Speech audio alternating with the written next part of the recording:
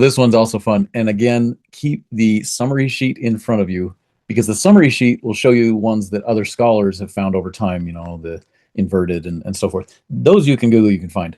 This one, Katie, is named it Syntopic Parallelism. Oh, this was the one with no name. It didn't have a name, but we found it, and we just kind of think it's got to have a name. So we're now going to call it Syntopic Parallelism. Katie will tell you more about that. But basically, what you're talking about are themes, layers of ideas that are connecting topics together. And in some of the other parallelisms we've shown as examples in the other videos, sometimes it's one verse and the sentence just has a semicolon in the middle, and so it's part A and B are right next to each other. Syntopic is, think of it as a higher level and a bigger picture. Sometimes you can have whole books coming together, as A and B. So that's what we were thinking. But it doesn't have to be that grand, but it's definitely not as limited. But you need to tell us why. And she also came up with the symbol. Why did you choose the circle and a square? Okay, so it can also be phrases and words that play towards this theme. And the word that, let me back up. So why this one did not have a name. Other scholars, they know that this is hard to describe. There's not really a name. And so when I'm asking this past few months, been asking, what is a name we can give this one as a parallelism? The name Syntopic just keeps coming. And so we're going with Syntopic to explain this hidden one and this one that has no name. And it's beautiful because all of it just teaches God's ways in my experience. So also a way that I found it, one of the ways I found it was through gathering words. And so when I had a bunch of words and I was on my journey and was seeking, and God showed me, okay, go towards the Hebrew way. And I'm like, what is the Hebrew way? And then he's prompting me to teach classes and things. And then I find myself teaching mothers and creating these children's stories and resources that can be brought into the home with the mother and father and the family. And I found myself not having time to really teach those mothers as we were doing pilot classes. And what I said was, how do I do this? And the word came into my mind, the words. And so as I gathered these words that I was collecting, the feeling and the words that describes it as principles, these are like principles. And so I started calling them the principles of creation because they came from this language of creation. And you can learn more about that in the Intro Hebrew Way Essentials class. But so through that experience, and that was started in 2009 and started teaching in 2012, that has brought me to understand this symbol. And that's why I felt like this syntopic parallelism is good for this symbol, because it identifies. So the circle goes with the number 1 and the square goes with the number 4, which is also the number 1 is also the Aleph, and the number 4 is also the Dalet. And so those are the names of those alphabet letters and numbers and symbols and layers of meaning that are everywhere in creation. And they're just itemized and recorded in symbolic form. So let's give you an example. And then we're not going to be able to give you a full taste in a short video because it takes layers and layers and layers of practice and oral teachings and tradition to be passing that on. But I can give you this example. So if you have a Book of Mormon, this is one of my favorite ones in the Book of Mormon to see this pattern. And if you open up 2 Nephi chapter 9, verse 8 through 26, it goes on this long sermon in this that Jacob is giving to his people when he's at the tower or standing at a time of gathering in the fall holy feast days. And I just collected a few verses here to show. He goes on and says, "Oh, the wisdom of God. Oh, how great the goodness of our God. Oh, the greatness and the justice of our God. Oh, how great the plan of our God. Oh, the greatness of the mercy of our God. Oh, how great the holiness of our God." And it reminds me of these other parallelisms. Yeah, I was going to say the same thing. It feels like we've seen this before. Yeah. It's unique, but it's also, we've seen this. climactic. This is it's anyway. Keep going. Yeah. Sorry. Yeah. So the syntopic parallelism can see this pattern and this numeric pattern. So it's a symbolic, including the numeric themes. So as we're reading, there's messages in the words, but there's also a message in the numeric layers. And knowing that each alphabet layer, letter, or symbol is also a number, and that's part of the symbolic nature of this language. So as I collected these phrases in the middle of this whole section, I'm sitting there going, oh, oh, oh, oh, oh, oh, and I start counting because I understand the many numbers in this language all over this book, all over the Bible.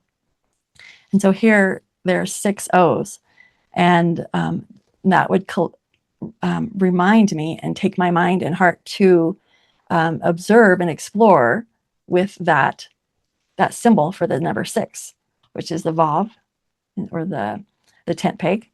And I have a great blog post about this very specific chapter, and I'm going to post it down below on the page here. And I'm sharing the O's in this chapter, as well as the woes and the numbers and the numeric patterns and symbols that is being shown in this layer of syntopic parallelism. Do you have any other observation about that? That's great. Okay, so let's explore one more. Let's go back to the Psalms 119, 1 through 8. And here I only put the first part, but I kept it in a paragraph. And I want to do some annotating here as we look.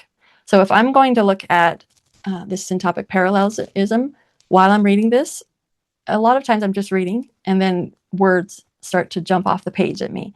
And so here blessed are the undefiled in the way. And so this is a very specific type of person that is being described, and who walk in the law of the Lord. Oh, and then there it is again. So this could be we're looking at synonymous, it's walking and compounding. Like, we're going to see this, and we're going to explore more in our live discussions. Blessed are they that keep his testimonies and that seek him with the whole heart. So they're keeping his testimonies and they're seeking him with their whole heart. So I love circles here. And they do no iniquity and they walk in his ways. There we go again. And then thou hast commanded us to keep thy precepts diligently. So I am noticing in these first verses some principles from the words that are describing